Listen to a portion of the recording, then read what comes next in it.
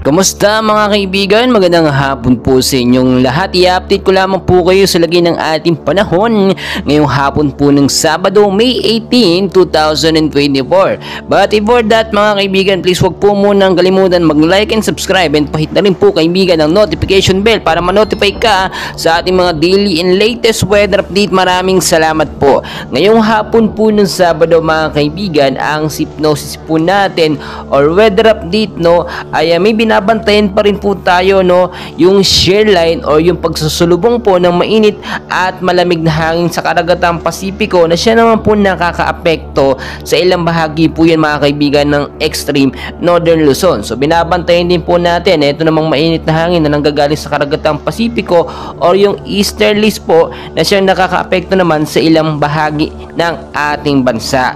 So pangungunahan ko na kayo mga kaibigan na wala pa naman po tayong binabantayang bagyo sa loob ng Philippine Area of Responsibility. Pero upon checking po mga kaibigan, meron po tayong mga cloud cluster na namataan dyan sa may bandang silangang Mindanao.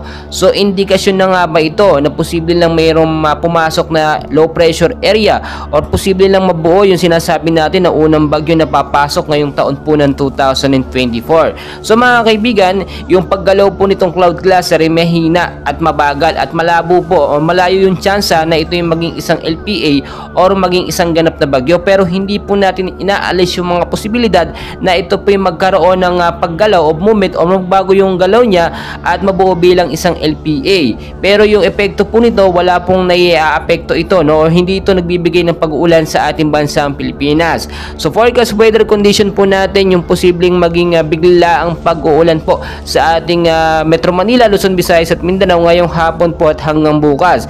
Sa area po ng Batanes, kasama na po dyan mga kaibigan ng Babuyan Island, weather condition cloudy sky with scattered rain showers at thunderstorm po yan mga kaibigan. Dulot po yan nitong shear line. So maging handa pa rin po tayo dahil ang impact po nito kung sakali pong magkaroon ng biglaang malakas na bugso ng pag-uulan, pagbabaha po automatic po yan sa mababang lugar po sa Metro Manila at sa mga lugar po dito sa Pilipinas, at landslide po agad-agad yan sa mga matataas na lugar. So kapag alam po natin na may bigla ang malakas na bugso ng pag-uulan, umiwas po tayo sa matataas na lugar kaya hindi sa mga mababa o sa mga bahaing lugar. So mas maganda linisin po yung mga esteryo, mga kanal, tanggalin yung basura para makadaloy po ng maayos yung ating mga katubigan. Sa area naman po mga kaibigan ng Metro Manila, kasama na po ditong ilang bahagi ng ating bansa, maulat din po na kalangitan ng mararanasan niya at posibleng hanggang bukas.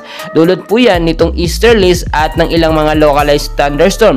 Yan po ang posibleng magpaulan sa ating bansa ngayon dahil naasahan po natin na malapit na po matatapos na ang heat season bago po matapos yung buwan ng Mayo. So heat index po na itala from 30 to 35 degrees Celsius sa Metro Manila. Pababa na po ng pababa or nagme-maintain na lamang po siya from 30 to 35.